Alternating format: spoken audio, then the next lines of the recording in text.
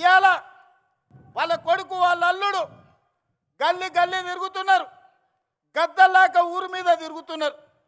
రావాలి రావాలి అని. ఎవరయ్యా రావాలి అని నేను అడిగిన.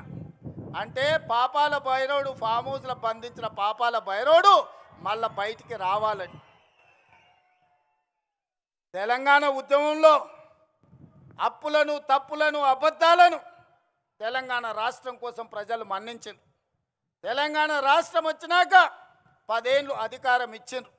10 ఏళ్ళల్లో ఆయన చేసింది ఇసుక దోపిడీకి అడ్డం పడ్డ నేరళ్ళ దళితులను లారీలెక్కి తొక్కిచ్చిండు.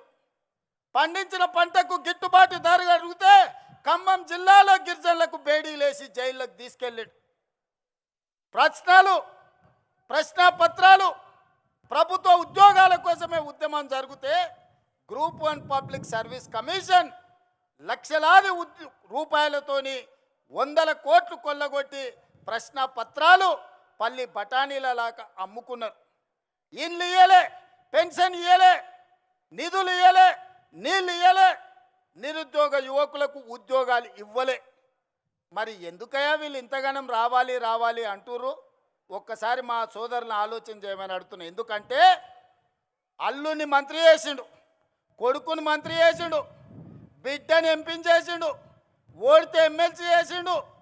ఆయన సడ్డకుని కొడుకు మందులు అందిస్తాడని రాజ్యసభ చేసిండు.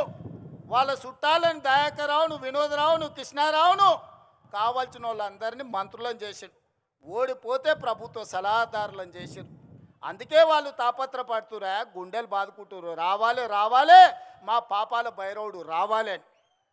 ఆ పాపాల భైరవుడు నీకు టీవీ ఇచ్చిండు చూపించుకోవడానికి, రాసుకోవడానికి పేపర్ ఇచ్చిండు, అబద్ధాలు చెప్పడానికి వినడానికి భజన పరులను ఇచ్చిండు.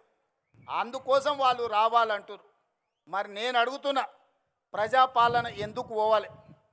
మా యువకులకు నేను సూచన చేస్తున్నా, పెళ్ళికి పోయినా, సావుకు పోయినా, దావత్కు పోయినా, బీర్ షాప్కి పోయినా, బార్ షాప్కి పోయినా, కళ్ళు దుకాణానికి పోయినా, ఏడికి పోయినా చర్చ పెట్టుర్రు.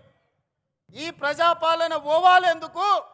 ఫామ్ హౌస్లో బందీ అయిన పాపాల భైరవుడు రావాలి ఎందుకు అని చర్చ పెట్టుర్రు. ప్రజాపాలన ఎందుకు పోవాలి? రేషన్ కార్డు ఇచ్చినందుకు పోవాలనా? సన్నబియ్యం పెట్టినందుకు పోవాలనా? ఇందిరమ్మ ఇల్లు ఇచ్చినందుకు పోవాలనా? ఉచిత కరెంట్ ఇచ్చినందుకు